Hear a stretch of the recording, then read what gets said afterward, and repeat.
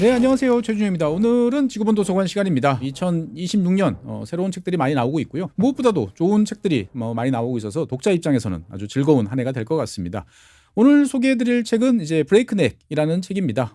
아시는 분은 아시겠습니다만 작년 미국에서 베스트셀러로 이제 등극한 책이고요. 미국과 중국을 아주 효과적으로 비교를 함으로써 많은 사람들한테 이제 여러 가지 놀라운 점을 알려줬던 이제 그런 책입니다. 사실 이제 2025년도 그렇고 26년도 그렇고 우리는 지금 중국이라는 이 거대한 존재를 어떻게 상대할까 지금 상당히 좀 고민을 많이 하고 있습니다. 그러니까 중국이라는 나라는 지금 이제 축구 빼고 다 잘하는 나라. 제가 종종 쓰는 표현이죠. 그래서 뭐 미래 자동차는 말할 것도 없고 지금 우리나라 같은 경우는 반도체 특히 이제 메모리로 이제 많은 돈을 벌고 있습니다만 솔직한 심정으로 이거 앞으로 언제까지 이럴 수 있을까라는 걱정도 많이 됩니다. 중국이 무섭게 이제 추격을 하고 있다라는 상황은 뭐 전 세계가 다 알고 있고요. 특히 우리나라 같은 경우는 피부로 이제 많이 느끼고 있습니다. 트럼프 대통령 같은 경우는 뭐 이전 바이든 대통령과 마찬가지로 중국에 대해서 여러 가지 압박, 그다음에 관세, 그다음에 기술적인 규제 이런 걸 통해서 중국의 추격을 뿌리치기 위해서 많은 노력을 하고 있습니다만 중국은 지금 화면에서 보시는 것처럼 무섭게 AI 분야에서도 쫓아오고 있는 것이죠. 뭐든지 손대면 다 잘하는 중국이다라는 생각을 이제 하게 되다 보면 도대체 이 중국이란 나라의 끝은 어딜까라는 생각도 좀 듭니다. 시간을 한 10년 전으로 생각해 보면 중국 제조 2025라는 것을 발표했을 때 다들 웃었습니다. 그러니까 10년 후 2025년이 되면은 한국을 제끼고 독일과 일본의 95% 정도의 제조업 경쟁력을 갖도록 하겠다. 첨단 제조업 경쟁력을 갖겠다라는 이야기에 대해서 글쎄 그게 잘 될까라고 생각했던 일이 엊그제 같은데 지금은 뭐 완벽하게 달라진 거죠. 불과 10년 만에 어떻게 보면은 중국은 첨단 제조업 분야에서 어마어마한 성취를 거뒀습니다. 이에 비해서 이제 미국의 상황은 상당히 좋지 않죠. 미국 같은 경우에는 모든 것이 흔들리고 있다라는 생각이 많이 듭니다. 물론 이제 미국의 금융시장 탄탄하고요. 그다음에 군사력 전 세계에서 아직까지 넘버원이다라는 것은 뭐 다들 인정하는 사실입니다. 하지만 그것만 가지고 모든 것을 커버할 수 있을까요? 그럴 수는 없다라는 생각이 듭니다. 무엇보다도 이제 제조업 역량은 취약해지고요. 화면에 보시는 것처럼 이렇게 구멍 뚫린 다리들이 여기저기 놓여 있습니다만 아직까지 수선이 되지 않고 있는 그런 모습들이 많습니다. 무엇보다도 이제 미국 같은 경우에는 여러 가지 인프라들이 급속히 늙어가고 있죠. 잘 아시는 것처럼 화면에 보시는 것처럼 지금 뭐 댐 같은 경우는 60년 이상이고요. 뭐 다리 같은 경우도 평균 수명이 44년 이상이고 구멍 나고 무너지고 약해지고 이거를 어떻게 손을 쓰지 못하고 지금 그냥 방치해 놓고 있는 것이 미국이다라고 이제 볼 수가 있겠습니다. 잘 아시는 것처럼 이제 트럼프 대통령은 미국 내에서 제조업을 강화시키겠다라고 해서 여러 가지 이야기를 많이 하고 있습니다만 비싼 미국에서 과연 무엇이 가능할까라고 생각해 보면 글쎄 정말 될까라는 생각이 듭니다. 모든 것이 이제 비싸고 그다음에 여러 가지로 제조업 마인드도 없는 이러한 미국이 과연 무섭게 쫓아오는 중국을 뿌리치고 계속 세계 최강대국의 지위를 유지할 수 있을까라고 생각해 보면 저는 아닐 것 같습니다. 어떻게 보면 미국과 중국의 이러한 추격 그리고 미국의 불안함 여러 가지 이제 요인들이 겹치고 있는데 그렇다고 해서 중국이 모든 것을 다 잘하고 있는 이제 그러한 상황들은 아닙니다. 그러니까 중국은 내부적으로는 여러 가지 부실한 경제, 그다음에 침체, 내수 경기 침체 이런 것이 이제 몇 년째 지속이 되고 있죠. 디플레이션이 이제 심해지고 있습니다. 그에 비해서 이제 미국 같은 경우에는 좀 과도하다 싶을 정도로 금융시장은 뜨겁고 그리고 어마어마한 규모의 이제 AI 투자도 계속되고 있는 거죠. 그러니까 어떤 면을 보면 이제 중국이 금방 따라잡을 것 같고 어떤 면에서 보면 안 될 것 같고 여러 가지 이제 지금 복합적인 면들이 드러나고 있단 말이죠. 그러니까 이제 우리 입장에서 봤을 때는 그리고 미국 사람들 입장에서 봤을 때도 도대체 이러한 상황을 어떻게 이해해야 될 것인가에 대한 여러 가지 이제 궁금증들이 생길 것 같은데 사실 이것을 전체적으로 아울러서 미국과 중국이라는 나라를 큰 틀에서 비교하는 책은 그동안 거의 없었습니다. 그동안에는 뭐 반도체는 반도체, 태양광이면 태양광, 아니면 AI면 AI 이렇게 각 섹터별로 하나씩 놓고 보는 건 있었습니다만 중국과 미국이라는 사회의 근본적인 차이가 뭐고 그 차이가 지금 이러한 상황을 어떻게 만들었고 앞으로 어떻게 변화될지에 대해서는 시원하게 설명해 주는 책이 없었다라고 볼 수가 있겠습니다. 그러한 측면에서 오늘 소개해드릴 이 브레이크넥이라는 책은 중국이 정말 목이 부러질 만큼의 빠른 속도로 변화하고 있음을 이제 보여주는 거죠. 왜 미국은 그렇게 변하지 못할까라는 답도 동시에 이제 제시해주는 그러한 책입니다. 이 책은 어떻게 보면은 이제 미국과 중국 모두를 아는 저자이기 때문에 나왔다라는 생각이 듭니다. 지금 화면에 보시는 것처럼 이제 이 댄 왕이라는 저자입니다. 딱 봐도 이제 아시안계죠. 7살 때 중국을 떠났습니다. 그래서 중국을 떠나서 부모님하고 전부 다 이제 캐나다로 이민을 갔어요. 그러다가 이제 고등학교 때 미국으로 와서 이제 공부를 하고 계속 미국에 살다가 다시 일 때문에 중국에 방문해서 중국을 여러 곳을 둘러보면서 이제 이 책을 이제 쓰게 됐던 거죠. 그러니까 어떻게 보면은 중국에 대한 기본적인 이해는 충분히 있는 거고, 하지만 자기의 커왔던 환경은 철저하게 미국, 그리고 미국 사람들의 사고방식 이런 것들이 있고요. 하지만 다시 또 나이를 먹어서는 6년 이상 중국에서 체류하면서 중국의 급속한 변화를 또 속속들이 볼 수 있는 거죠. 그러니까 우리가 생각했을 때도 외모가 입 다물고 있으면 아, 우리 동네 사람이다라고 생각하면 훨씬 편하게 이야기를 하잖아요. 우리도. 그런 것처럼 아무리 중국어를 잘해도 이제 중국 사람들하고 접하는 데 있어서 미국 진짜 우리가 생각하는 백인이라고 생각하면 여러 가지 제약 조건이 있을 거예요. 하지만 이 대낭이라는 사람은 중국계 미국인이다 보니까 그러한 장벽을 어느 정도 뛰어넘어서 양쪽을 객관적으로 비교할 수 있는 좋은 이제 포지션에 있었고, 그러한 관점을 책에 녹여냈다라고 이제 볼 수가 있겠습니다. 그래서 어쨌건 이 책은 보면 한마디로 정리해보면 그렇습니다. 중국이라는 나라는 변화에 집착, 그리고 변화에 중독된, 어떻게 보면 변화를 갈구하는 나라인데 비해서 미국은 어느 순간 정체, 머물러 있음, 변화 없음으로 특징 지어지는 그러한 상황을 맞이했다라고 이제 볼 수가 있겠습니다. 그래서 이 책은 이제 보면 중국이 얼마나 빠르게 변화하고 있는지를 설명하는데 상당한 많은 양을 이제 할애를 하고 있습니다. 그러면서 그거와 상반되는 미국의 모습들을 이제 보여주는 거죠. 그러니까 자연스럽게 독자로서는 야, 중국은 이렇게 변하고 있는데 왜 미국은 이게 안 될까라는 궁금증, 그리고 그 궁금증에 대한 저자의 견해를 자연스럽게 보여주고 있는 거죠. 하지만 그렇다고 해서 이게 이제 중뽕은 아닙니다. 중국에 대한 무조건적인 칭송을 담고 있지는 않다라고 말씀드리겠습니다. 즉 책의 앞쪽은 어떻게 보면은 우리는 아마 미국 사람들보다는 중국에 대해서 좀 더 잘 알고 있습니다. 중국이 얼마나 빨리 변하고 있고 어떤 식의 이제 변화 흐름들이 이어지고 있는지를 알고 있습니다만, 그럼에도 불구하고 우리가 눈여겨보지 못했던 중국의 여러 지역대에 빠르게 변화하는 세세한 모습들을 보여줍니다. 앞쪽에 이제 주로 그런 모습들이 있고요. 뒤쪽으로는 중국의 한계와 여러 가지 문제점들을 다루는 면에 있어서 보면은 전체적으로 밸런스가 잘 맞아 있다라고 볼 수가 있겠습니다. 그렇다고 그래가지고 중국과 미국을 딱 50대 50으로 나눠보는 책은 아니에요. 중국을 한 70 정도, 75 정도로 두고 그 다음에 미국의 25, 30 정도를 두면서 어떻게 보면 자연스러운 비교. 왜냐하면 이 책은 기본적으로 이제 미국 사람들을 대상으로 쓰여진 책이죠. 그러니까 미국 사람들한테 대해서는 미국의 모습을 굳이 디테일하게 설명하지 않아도 다들 느끼잖아요. 그러니까 어떻게 보면 자연스러운 그러한 결과다라고 이제 볼 수가 있겠습니다. 그러니까 중국에 대한 이해도가 낮은 미국 사람들한테는 아마 거대한 충격, 그리고 어떻게 보면 여러 가지 놀라움을 선사를 하면서 상당히 센세이션을 불러일으켰겠다라는 생각이 많이 들었습니다. 어쨌건 이 책의 핵심 주제를 한마디로 정리하면 엔지니어가 이끄는 중국, 그리고 법률가가 이끄는 미국이라고 볼 수가 있겠습니다. 그래서 공학자가 이끄는 공학이 위주가 된 중국, 그 다음에 로이어, 변호사가 중심이 된 이제 미국이라는 나라가 어떻게 보면 이 책의 가장 핵심 화두고, 이 화두에 따라서 계속 진행이 된다라고 이제 볼 수가 있겠습니다. 앞서 보여드린 것처럼 저자는 이제 이 미국의 인프라들, 여러 가지 교량이라든지 철도라든지 뭐 다리라든지 기타 등등 많은 것들이 엉망진창의 모습들을 묘사를 해줍니다. 그러면서 질문을 던져요. 왜 미국의 인프라는 이 모양 이 꼬라진가라는 질문을 던지는 거죠. 그에 비해서 중국은 이제 정말 새롭고 끊임없이 뭐가 만들어내지는 이제 그런 모습을 대비시킵니다. 그러면서 중국에 대해서 이 저자는 독특한 표현을 써요. 중국이라는 나라는 계속 만들고 무엇인가 작업을 해야 되는 강박에 시달리는 나라다라고 이야기를 합니다. 즉 공학자와 기술자의 나라. 그러니까 공학자와 기술자는 가만히 있지 못하죠. 뭔가를 만들어야 돼요. 뭔가를 만들고 어제와 오늘이 달라야 돼요. 그러니까 변화를 선호하는 그러한 이제 국가로 지금 중국이 이제 재탄생했다라고 이야기를 합니다. 그러면 미국은 어떤 나라냐? 미국이라는 나라는 앞서 말씀드린 것처럼 변호사의 나라죠. 그러니까 국가적으로 아니면 뭐 지방적으로 뭔가를 만들어 계획을 수립해서 추진하는 데 있어서 그것을 가로막는 데 특화된 나라가 미국이다라고 제1장에서 딱 단언을 합니다. 그러니까 어떻게 보면 중국이라는 나라는 새로운 것을 끊임없이 만들어내고 그걸 통해서 변화하지 않으면 안 된다라는 강박 비슷한 것을 가지고 있는 데 비해서 미국이라는 나라는 뭔가 해보려고 그러면 앞다투어서 그것을 하지 못하도록 하는데 특화된 그러한 나라다라고 이야기를 합니다. 그러면서 이제 이러한 것을 단적으로 이제 양국의 지도부들을 비교를 해요. 그러니까 우리가 잘 아시는 것처럼 중국의 많은 이제 지도부들은 공학, 엔지니어적인 배경을 가지고 있고 실제로 그런 일들을 해오다가 이제 최고 지도자 또는 이제 정책 의사 결정권자에 가는 경우들이 많습니다. 그에 비해서 미국은 철저하게 이제 변호사들이 이제 끌고 가는 나라다라고 이야기를 합니다. 그러면서 미국 대통령 중에서 공학 베이스에 있었던 마지막 대통령은 카터 대통령이다라고 이야기를 합니다. 카터 대통령 언제죠? 76년입니다. 그러니까 지금으로부터 50년 전, 그러니까 50년 동안 미국 대통령 중에서 공학이라든지 기술적인 것을 베이스로 해왔던 사람은 없었다라고 이야기를 하는 거죠.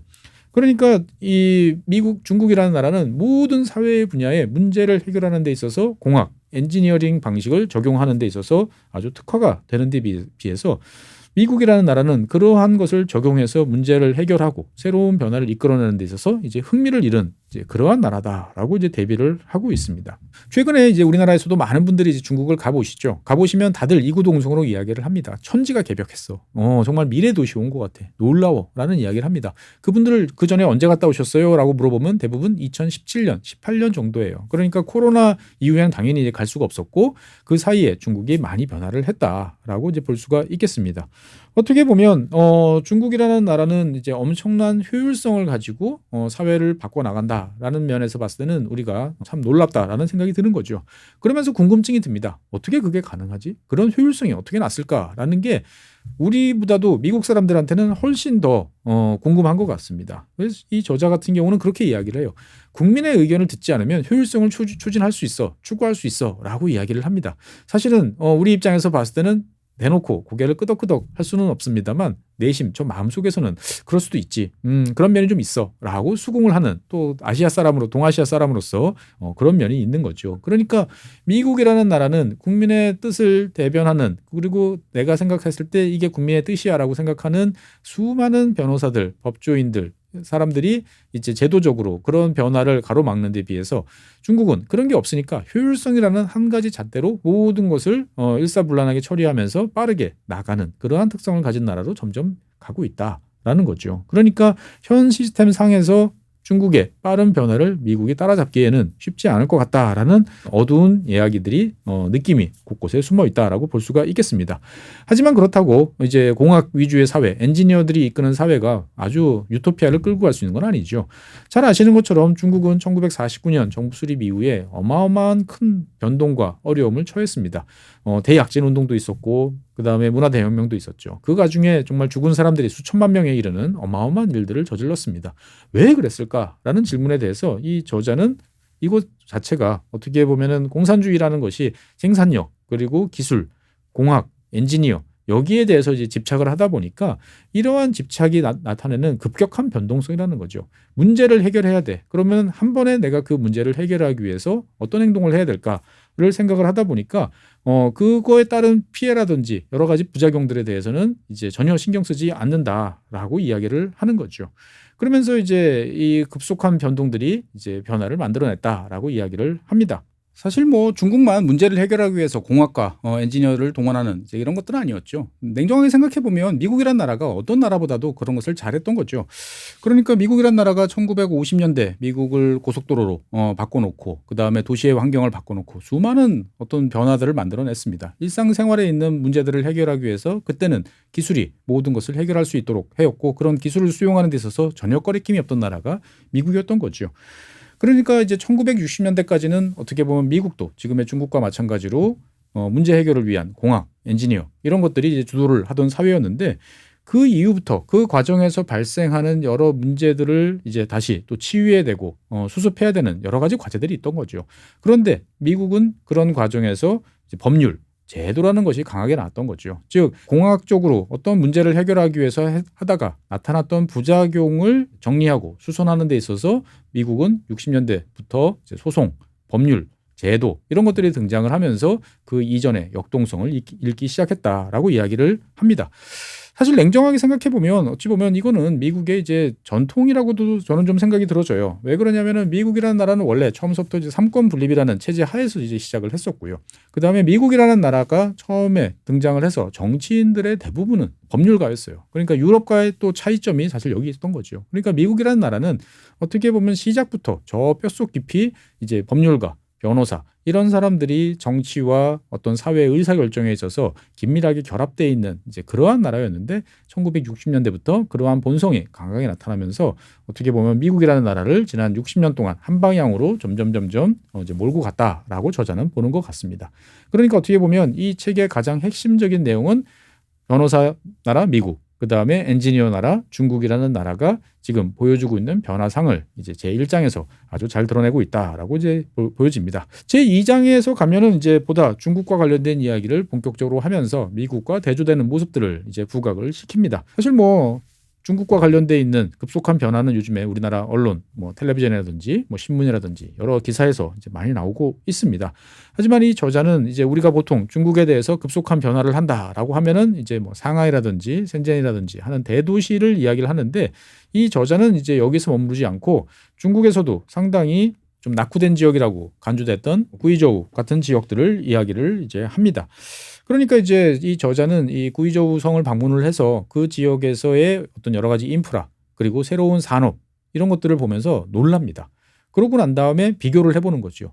즉 어떤 이야기냐, 중국에서 가장 가난한 동네임에도 불구하고 미국의 가장 부유한 동네보다도 어떻게 보면은 더 좋은 SOC, 인프라 이런 것들을 보유하고 있는 이 중국이라는 나라를 어떻게 이해해야 될 것인가라고 생각을 해보는 거죠. 단순하게 대규모 투자를 통해서 다리를 놓고 그 다음에 여러 가지 노력을 한다라고 이제 볼 수도 있겠죠. 사실 이제 이 구이저우라는 지역은 상당히 낙후되어 있는, 중국에서도 이제 어떻게 보면 상당히 가난한 지역이다라고 이제 볼 수가 있겠습니다. 이런 지역에 대해서 중국은 세계에서 가장 높고 가장 긴 다리 이런 것들을 건설을 하면서 이제 긴밀하게 다른 지역과 연결하는 작업들을 이제 해온 거죠. 그래서 어떻게 보면은 이러한 인프라 투자는 중국의 과잉 투자를 상징하는 것으로 이제 종종 여겨집니다만, 이 대왕이라는 저자는 여기에서 단순하게 이것을 그러한 관점에서 벗어나서 모든 지역을 제조업 거점으로 변화시키기 위한 중국의 일관된 노력이다라고 이제 보는 것 같습니다. 그러니까 지금 화면에 보시는 것처럼 어떻게 보면은 산으로 끝없이 이어지는 이러한 지역임에도 불구하고 이러한 지역에도 빼곡하게 제조업 거점이 만들어지고 사람들이 일할 수 있고 하는 모습들을 보면서 놀라는 거죠. 그러니까 이제 중국이 이야기하는 특색 사회주의라는 거에 대해서 이 대낭이라는 저자는 여기에 대해서 전국을 제조업 생산 기지로 만드는, 어떻게 보면 그 자체가 중국 특색 사회주의의 핵심이다라고 이해를 합니다. 또한 이러한 이해가 뭐 깊이가 얕다 뭐 이런 것을 떠나서 어떻게 보면은 이게 뭐지?라고 하는, 중국이라는 나라를 어떻게 이해해야 될까라는 거에 대해서 한 가지 핵심적인 키워드를 통해 가지고 확실하게 보여준다라는 점은 장점인 것 같습니다. 그러면서 이 저자는 이제 미국을 다시 돌아보는 거죠. 그러면서 이야기를 합니다. 어떻게 보면 저도 이게 되게 와닿았어요. 어떤 이야기냐면은 역동적인 풍경. 그러니까 내 눈앞에서 보이는 게 어제까지는 논밭이었는데 2년 지나니까 여기가 산단으로 바뀌고 5년이 지나니까 고층 빌딩이 막 넘쳐나는 지역이 되고, 어떻게 보면은 이러한 급속한 변화, 눈에서 보이는 내가 피부로 체감할 수 있는 역동적인 환경의 변화가 이 세상이 앞으로 나아가고 있고 뭔가 변화하고 있다라는 진보, 프로그레시브 한 이미지를 주는데 아주 큰 역할을 한다라는 이야기를 합니다. 당연히 맞는 말이죠. 어떻게 보면 뭐 저 같은 70년대생 같은 경우에는 정말 이 말에 대해서 100% 동감을 할 수밖에 없습니다. 그러니까 학교 갔다 오면 집이 몇 채 없어져요. 그리고 몇 달 있으면 거기 이제 큰 건물이 서고 새로 도로가 닦이고 좀 있으면 저기서 지하철이 만들어지고, 저 어릴 때는 정말 서울 시내에서 벌어졌던 일들이 그냥 당연하게 매일매일 변하는 거죠. 그러니까 뭔가 더 좋아지는 쪽으로 가는 것이고, 문제를 해결하기 위해서 뭔가 새로운 일들이 벌어진다라는 거에 대해서 자연스럽게 이제 습득을 해왔는데, 어느 순간 사회가 성숙하고 그런 것들이 이제 점점 이제 없어지는 것을 당연하게 생각을 했는데, 이 저자는 어떻게 보면 그런 것을 경험해보지 못한, 지금 최근 몇십 년 동안 미국에서는 그러한 일상적인 변화라는 것이, 가시적인 변화라는 것이 과연 얼마나 있었는가라는 이야기를 하는 거죠. 그러니까 역동적인 풍경 변화가 없는 속에서 진보, 역사가 앞으로 나가고 뭔가 더 발전하고 좋아질 것이라는 희망이 과연 사람들한테 있을 수 있겠는가? 없다라고 이야기를 하는 거죠. 그러니까 결국은 생활과 환경 개선에 따른 장점, 이런 것을 변함으로써 나한테 주어지는 이득, 향상됨 이런 것들을 느끼고 체화하는 사회하고 그렇지 못한 사회하고 과연 어느 사회가 더 자부심, 만족, 미래에 대한 긍정적인 기대가 있겠는가라고 비교를 하는 거죠. 어떻게 보면 되게 단선적인 비교고 되게 너무 피상적인 거 아닌가라는 생각도 들지만, 사람의 경험이라는 것은 그렇게 무섭다라고 저는 보여집니다. 하지만 그렇다고 그래가지고 이 저자가 2장에서 말하는 것이 전부 중국에 대한 칭송은 아니에요. 그러니까 중국이 그동안에 겪었던 여러 가지 실수, 그리고 그것으로 인한 여러 가지 잘못에 대해서도 충분히 이제 지적을 합니다. 뭐 제가 여기서 굳이 다 그것을 이야기할 필요는 없겠죠. 그러니까 어떻게 보면 중국에 대해서 무조건적인 잘하고 미국은 무조건적으로 못한다라는 그런 것은 아니고, 밸런스는 상당히 저자가 유지하면서 이야기를 진행한다라고 볼 수 있겠습니다. 그런데 이제 저자가 이야기하는 것 중에서 상당히 뼈아프게 다가오는 이야기가 하나 있었어요. 그러니까 뭐냐면은 법률가가 중심인 사회는 기본적으로 부유층의 의견이 과잉 대표되고 부유층이 대변되는 그러한 사회로 가기가 쉽다라는 거죠. 이런 이야기에 대해서는 여러분들도 쉽게 생각을 하실 수 있을 겁니다. 어떻게 보면 제도라는 것을 누가 잘 활용할 수 있는가? 힘이 있고 돈이 많고 하는 사람들이 그 제도에 대해서 브레이크를 걸 수도 있고 그다음에 그 제도를 자기한테 유리하게 바꾸기도 훨씬 쉬운 거죠. 어떻게 보면 미국이라는 나라는 그러다 보니까 점점 사회에서 소수지만 돈이 많은 부유층들의 논리 그리고 그것에 대한 이해관계가 마치 전체를 대변하는 것처럼 가면서 효율성이라든지 그다음에 전체의 고른 진보, 발전 이런 것을 억누르는 그러한 사회로 변했던 것이 아닌가라고 이야기를 합니다. 그러니까 이 저자는 이제 이 장에서 이제 미국과 중국을 대비하면서 후반부에 가면 그런 이야기를 합니다. 공학 중심 사회라는 것은 효율성을 추구한다라고 우리는 보통 이야기를 하지만 중국이라는 나라는 그것보다 하나 더 뛰어넘어서 효율성 자체에 대한 그러한 개념을 뛰어넘어서 그러니까 그냥 변화 자체를 추구하다 보니까 진짜 상황이 개선되고 뭔가 좋아지는 역설이 나타난 사회가 아닌가라는 이야기를 합니다. 그러니까 무슨 말이냐면은 효율을 추구한다 보면은 내가 투입한 비용과 시간에 대비해서 나오는 아웃풋을 비교를 할 수밖에 없는 거죠. 근데 중국이라는 나라는 이 목표를 정해놓고 이 목표를 향해서 달려가는 데 있어서 여러 가지 겪을 수 있는 문제점들을 엔지니어 그리고 공학 이런 것을 동원해 가지고 해결하는 거죠. 그러다 보니까 우리가 생각하는 이피션시, 효율성이라는 거하고는 거리가 먼 접근을 채택하지만 그 결과적으로 보면 오히려 효율성을 달성한 그러한 역설적인 사회가 중국이 아닌가라고 이제 이야기를 합니다. 우리 입장에서 봤을 때는 말이 되는 것 같아라는 생각 정말 이거 너무 중국에 대해서 긍정적으로 봐주는 거 아니야? 라는 이런 여러 가지 복합적인 마음이 좀 듭니다. 어쨌든 이제 이 저자는 3장에 되면 우리가 갖고 있는 사실 3장은 저도 되게 유심히 봤어요. 어떤 생각이냐 왜 그렇게 봤냐면은 중국은 왜 제조업에 목을 매는가라는 내용이 제 3장에 이제 언급이 되어 있는 거죠. 사실 뭐 중국의 제조업이라는 것은 1980년대 이제 그 경제 특구 그리고 지금의 이제 센젠을 중심으로 하는 이제 광둥성 주변 지역을 중심으로 급속하게 확산이 되기 시작을 합니다. 그러면서 지금 40년 넘게 전 세계 공장 노릇을 하면서 지금 화면에 보시는 것처럼 이제 정말 미래도시 센젠의 모습을 보여주는 거죠. 단순하게 예전에는 저가 그다음에 저임금을 통해서 싼 물건을 만들었으면 지금은 잘 아시는 것처럼 첨단 그리고 세상에 없는 물건을 만들어내는데 그 누구보다도 능통한 나라가 중국이 됐습니다. 어떻게 보면 중국이라는 혁신이라는 것이 이 센젠에서 일어나고 있다라고 이야기를 하는 거죠.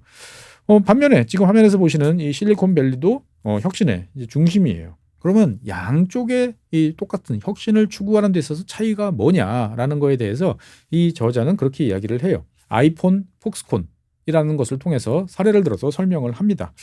그러니까 이제 중국이라는 나라는 물건을 만드는 나라였어요. 시키는 대로 물건을 만드는 거죠. 그런데 물건이라는 것은 많이 만들다 보면 남들이 경험하지 못했던 문제를 봉착하게 됩니다. 그리고 노하우를 겪게 돼요.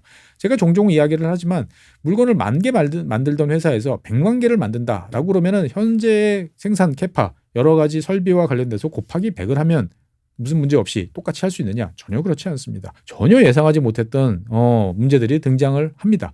반면 10,000개를 만들 때 골치를 썩이던 문제는 100만 개쯤 만들면 눈에도 보이지도 않는 경우들이 많아요. 중국이라는 나라는 어떻게 보면은 아이폰, 폭스콘이라고 대표되는 어마어마한 양의 생산력을 만들어가는 그 과정에서 수많은 문제를 겪었습니다.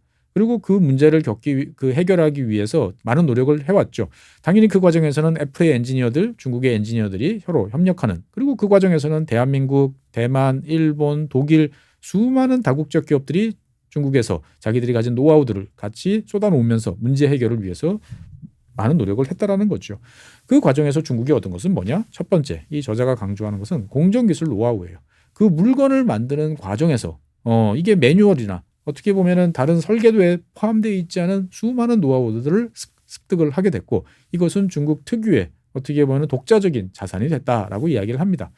다른 한편으로 보면 그 과정에서 이제 우리가 생각했던 것처럼 책상에 앉아서 고민하고 있고 컴퓨터 앞에 앉아서 하는 그런 고급 엔지니어들 말고 현장 인력들의 손끝에서 나오는 그리고 그 사람들의 즉흥적인 문제 해결 능력이 지금의 중국을 만들어내고 있다라고 이야기를 합니다.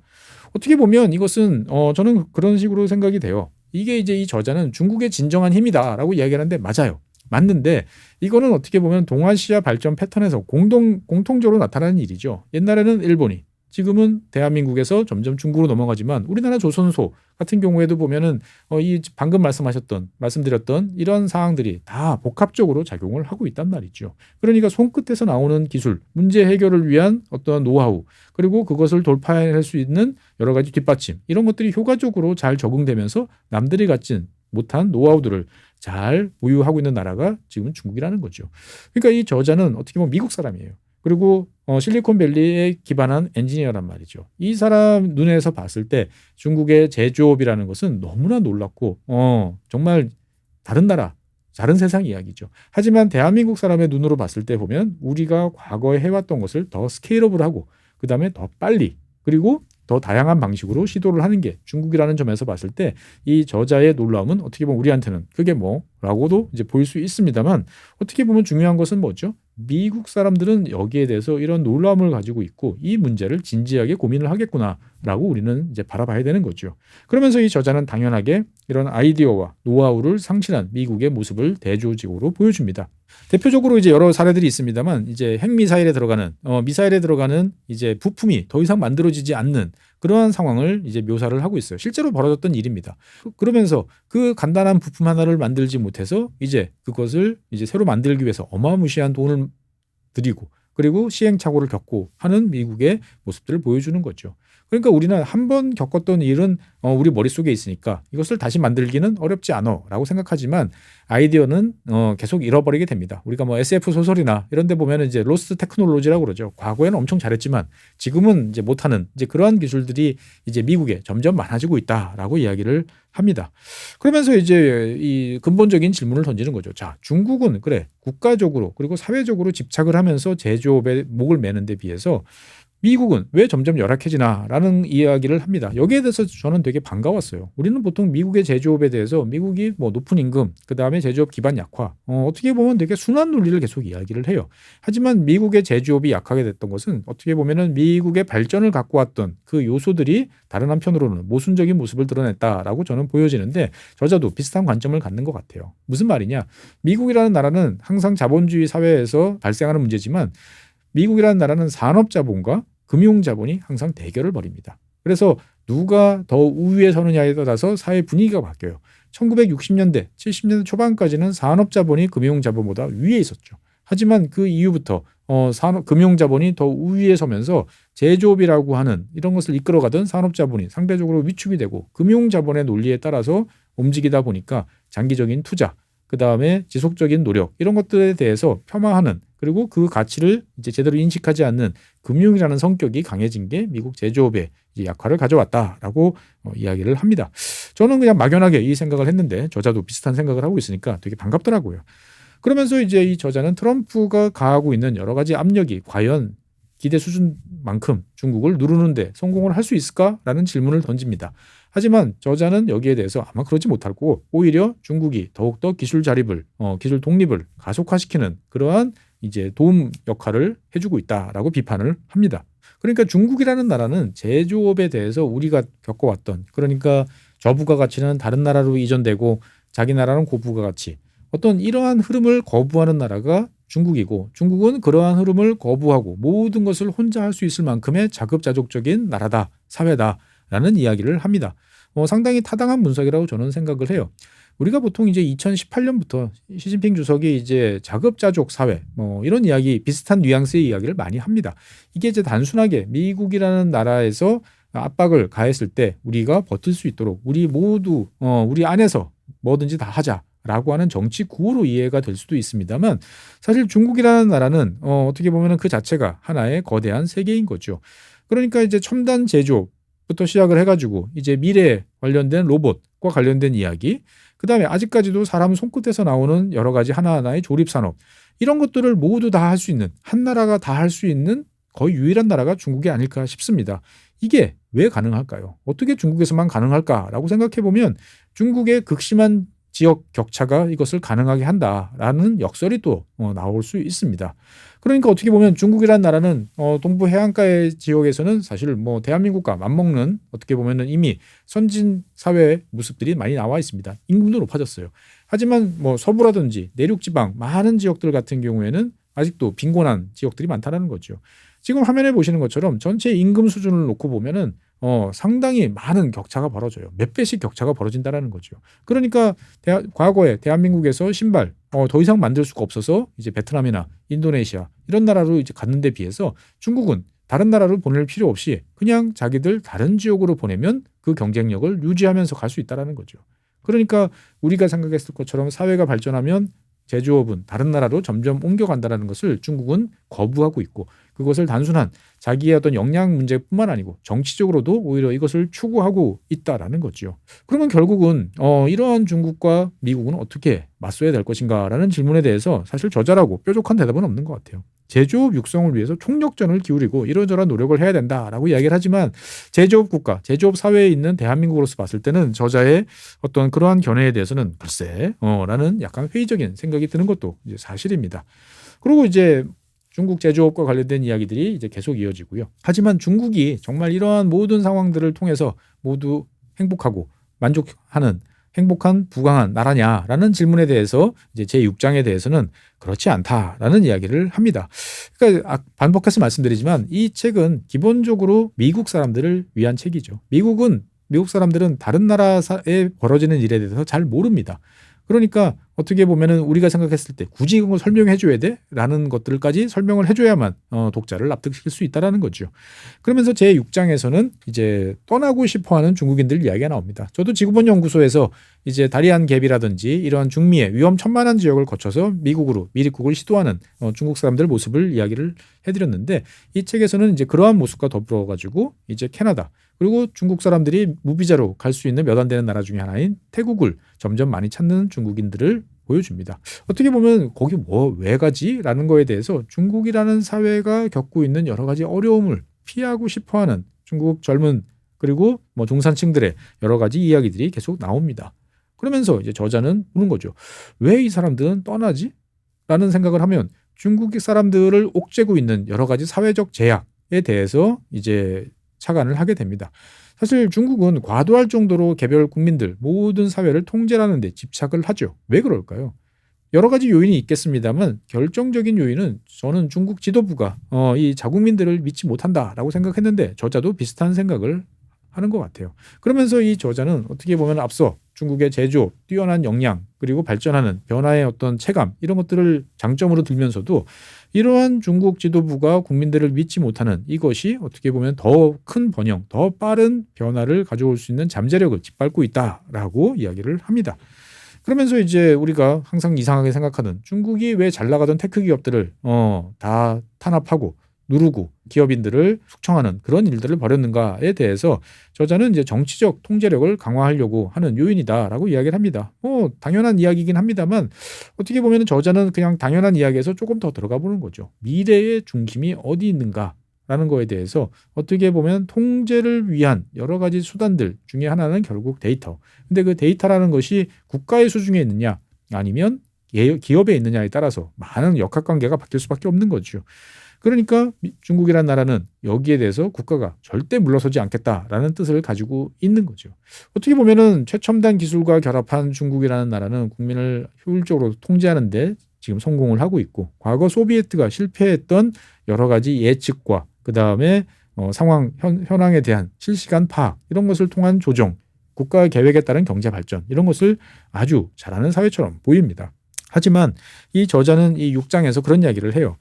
공학 중심의 국가, 중국이죠. 공학 중심의 국가는 스스로 불을 지르고, 그러니까 문제를 만들어내고, 그 다음에 그 불을 끄기 위해서 또 소방관을 기술적으로 동원하는, 어떻게 보면은 악순환을 겪는 그러한 문제점들이 있다라고 지적을 하고 있습니다. 그러니까 불이 났으면 그 불이 나는 원인을 제거해야 되는데, 그 원인 제거라는 것은 결국 기존의 관행, 제도, 시스템을 변화시켜야 되는 건데, 이것은 어떻게 보면은 법률 국가라고 하는 미국 같은 나라에서 오히려 더 잘할 수 있는 거다라는 거죠. 문제가 발생했을 때 그 문제의 근본 원인을 해소하고 사회를 다른 식으로 변화시키는 게 미국이라면, 중국은 그 사회 그리고 그 원인 발생의 그 메커니즘은 그대로 놔두고 그 문제를 덮기 위해서 다른 기술을 동원하는 이제 이러한 면으로 가고 있다라고 두 나라를 이제 비교를 하는 거죠. 그러면서 이제 이 근본적인 질문을 던집니다. 중국은 정말로 미국을 제낄까? 라는 어떠한 이러한 질문에 대해서 저자는 그렇게 이야기를 해요. 중국은 어떻게 보면 개방성이라는 걸 놓치고 점점 거대한 요새로 변화하고 있다. 그러니까 이 요새로 된다라는 것은 결국 더 억압적이고 더 변화를 어떻게 보면은 추구하지만 그 효율성은 떨어지고 미래에 대해서 안에 있는 구성원들로서는 동참하기 어려운 그러한 쪽으로 가고 있다라고 이야기를 하는 거죠. 즉 공학의 과도한 개입이 사회를 억압하는데 이 추세가 점점 심해지고 있다라고 이제 분석을 하고 있습니다. 그러한 중국에 대해서 미국이 이제 지금 규제 그리고 각종 기술적 제약 이런 것을 통해서 중국을 압박하는 것은 오히려 자기가 스스로 지금 약해질 수 있는 그러한 기로로 접어들고 있는 중국을 오히려 바른 길로 인도하고 더욱더 강하게 가는 거다라고 하는 이제 비판적인 이야기도 지금 포함시키고 있습니다. 어쨌거나 중국에 대해서는 여러 이야기를 통해서 약점, 강점들을 이야기를 하죠. 그럼 미국은 과연 어떻게 해야 되느냐에 대해서 지금 미국에서 가장 필요한 것은 공학적 마인드 그리고 기술적인 분석 그 관점을 가지고 있는 관료들이 필요하다라고 이야기를 합니다.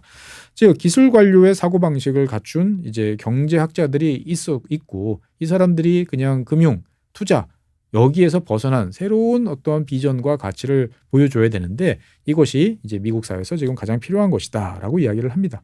그러니까 미국에서는 이런 것이 필요하고 그러면 중국에서 필요한 것은 뭐냐? 자제력이라는 거죠. 국민들이 뭔가 나를 깔보고 그다음에 다른 생각을 하고 이 사회를 전복시키지 않을까라는 두려움 때문에 자꾸 국민들을 틀어쥐고 움켜쥐려고 하는데 이 그립을 좀 낮추고 그다음에 통제하려는 욕구를 낮추는 게 어떻게 보면은 중국한테는 가장 필요한 일이지만 그게 과연 잘 될까라고 이제 보는 거죠. 결국 저자는 이제 결론적으로 봤을 때 미국과 중국 양쪽 다 장점과 단점이 명확한 그리고 극단적으로 대비되는 사회라는 것을 보여줍니다. 그러면서 이제 저자는 기본적으로 미국 사람이기 때문에 미국의 역동성을 어떻게 다시 부활시킬 것인가라는 아주 어려운 질문을 던지는 거죠. 그러면서 저자는 일반적인 생각과 달리 상당히 참신한 하지만 대한민국 사람이라면 누구나 오케이 할 만한 그런 생각들을 합니다. 그 무슨 말이냐? 과거 미국은 어마어마한 변동성 그리고 도시 환경을 변화시켰던 그런 나라죠. 화면에 보시는 지금 뉴욕 맨하탄의 모습입니다. 이게 언제 모습이죠? 1920년대 모습이에요. 1920년대 마천루가 솟아나고 자동차가 등장하고 상하수도가 깔리고 어마어마한 변화들이 발생하던 나라가 이제 미국이라는 거죠. 그걸 통해서 미국 사회, 미국 사람들은 진보, 발전, 변화라는 것이 어떤 건지를 체감할 수가 있는 거죠. 1950년대 아이젠하워 대통령부터 시작됐던 미국의 인터스테이트 도로들, 고속도로 이런 체계도 여러 가지로 지금은 비판을 많이 받고 있습니다만 미국 사회를 근본적으로 바꿔놓고 미국 사람들한테 변화에 대한 인식을 갖게 만들었다라는 거죠. 그래서 도시 환경을 이런 식으로 바꿀 수 있는 즉 낙후되고 지금 뒤떨어진 인프라에서 벗어나는 게 어떻게 보면 미국 사람들한테 변화를 추동할 수 있는 가장 효과적인 방법이다라고 이야기를 하고 그것을 위해서는 돈도 돈이지만 이것을 가로막는 여러 가지 절차, 제도 이런 것을 바꾸는 것이 필요하다라고 이야기를 합니다. 저 역시도 이런 것에 대해서 전적으로 동감하는 거죠. 과거에는 과도한 발전과 과도한 변화로 인해 가지고 문제들이 많이 발생했죠. 환경을 비롯해서는 여러 가지 문제들이 있어요. 이것을 예방하기 위해서 영양평가를 비롯한 예타라든지 수많은 제도들이 만들어졌습니다만 이게 시간이 지나니까 오히려 역동성을 저해하고 되는 일도 없고 안 되는 일도 없고 하는 어떻게 보면 사회를 되게 누르고 변화에 대해서 둔감하게 만드는 그러한 사회로 만들었다라는 지적은 우리나라에서도 유효하다라고 저는 보여지는 거죠. 즉 저자는 그렇게 이야기를 해요. 건설할 수 없다면 강해질 수 없다라는 이야기를 합니다. 맞아요. 어떻게 보면은 뭔가 눈에 보이고 피부로 느낄 수 있는 변화 이것은 결국 컨스트럭션이라는 거죠. 이것이 필요하다라는 이야기를 합니다. 그러니까 어떻게 보면 제로 성장 사회에서 무슨 변화냐라는 이야기와 일맥상통한다라고 볼 수 있는 거죠. 그래서 결국 저자는 미국이라는 나라는 당연히 공학이라는 전통이 있고 유산이 있고 그것을 위한 충분한 역량을 갖추고 있다라고 이야기를 해요. 하지만 그것이 일반 사회에서 사람들이 체감하고 느낄 수 있도록 어떻게 보면 사회적인 역동성을 만들어내야 된다라고 이야기를 합니다. 맞는 말인데 바이든 행정부 시절에서도 이것과 관련된 있는 여러 가지 많은 노력들을 했습니다만 별로 된 게 없죠. 그러면서 저자는 이야기를 해요. 결국 지금 G2라고 하는 중국과 미국은 서로의 강점을 약점을 공유를 하고 있다는 거죠. 미국의 강점은 중국의 약점이고 중국의 강점은 미국의 약점인 거죠. 어느 나라가 서로 상대의 강점을 빨리 받아들이면서 스스로를 바꾸냐에 따라서 양쪽은 바뀔 것이다. 누가 더 앞서 나갈 것인지를 결정한다라고 이야기를 합니다만 저자의 이야기를 쭉 듣다 보면 목이 부러질 정도로 말 그대로 책 제목처럼 브레이크넥 할 정도로 이제 빠르게 달려가는 중국 쪽으로 저자는 조금 더 생각이 기울어 있는 것이 아닌가라는 생각도 좀 듭니다. 어쨌든 저는 이 책은 보통 이제 중국과 미국 그래서 그냥 단순하게 중국은 공학, 미국은 변호사 이렇게 양 국가를 대비시킨다라고 이제 알고 있는 분도 계시지만 이 책은 그거보다는 어떻게 보면 독자 입장에서 봤을 때는 중국의 변화를 보다 세세하고 구체적으로 알려주는 데 있어서 긍정적인 역할을 한다라고 저는 생각이 되어집니다. 그러니까 이제 우리나라에서도 많은 사람들이 다녀오지만 저자는 어떻게 보면은 중국계 미국이라서 그럴까요? 우리가 잘 보지 못하는 더 디테일함, 꼼꼼함 이런 것들을 갖추고 중국의 여러 지역들을 보면서 잘 정리를 했다라는 점에서 이 책은 어떻게 보면은 미국보다도 중국의 강점을 이해하는 데 있어서 우리한테 큰 도움을 준다라고 이제 볼 수가 있는 거죠. 즉 우리가 막연하게 두려워하는 중국을 보다 냉정하게 보면서 중국의 힘, 저력, 그 근원이 어디 있는가를 알고 싶은 분들한테는 상당한 도움이 되겠다라는 이야기를 저는 하고 싶습니다. 다른 한편으로 보면 이제 이 저자는 미국 사람이다 보니까 그래도 미국은 힘이 있고 눈에 보이는 변화를 이제 만들어낼 수 있다라고 이야기를 합니다. 저도 전적으로 동의를 하는데 이게 과연 한번 지나간 것을 다시 되돌려 놓을 수 있을까라는 생각도 좀 듭니다. 어떻게 보면 이 저자가 지금 하고 있는 이야기는 2026년 대한민국 지금 우리한테 필요한지도 모르겠어요. 그러니까 우리는 어느 순간인가부터 과도할 정도로 이제 토건에 대해서 부정적인 모습을 갖췄어요. 과잉 투자, 그다음에 토건족 이런 이야기를 붙여서 비난을 해왔습니다. 한 25년 된 것 같아요. 그 30년 가까이 됐죠. 그러다 보니까 이 자체에 대한 너무 과도할 정도의 죄악시하는 모습들을 가지면서 근본적으로 물리적인 환경을 변화시키는 거에 대해서 이제는 변화시킬 필요가 없다. 아니면 변화가 가능하다라는 생각도 못하는 쪽으로 대한민국도 변하는 것이 아닌가라는 생각이 드는 거죠. 여기서 좀 벗어나야겠다라는 생각이 좀 드는데 저자도 비슷한 생각을 좀 하는 거죠. 어떻게 보면 이 책은 미국과 중국이라는 두 대비되는 이야기를 합니다. 그러면서 대한민국 독자로서는 자연스럽게 우리는 과연 어느 쪽일까? 우리가 어느 쪽으로 가는 것이 맞을까라는 생각을 하게 만듭니다. 양쪽 다 장점이 있고 단점이 있어요. 우리 입장에서는 뭘 해야 될까요? 양쪽의 장점을 최대한 잘 조화시키는 사회를 만들도록 해야겠죠. 하지만 지금의 모습은 어떻게 보면 우리가 단점만 다 끌어안고 가려고 하는 것이 아닌가라는 걱정도 좀 됩니다.